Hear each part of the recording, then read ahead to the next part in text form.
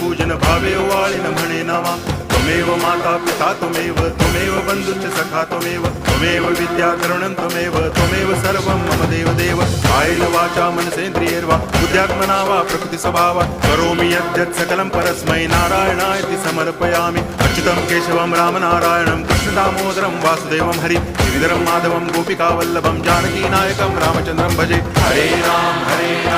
Ram Ram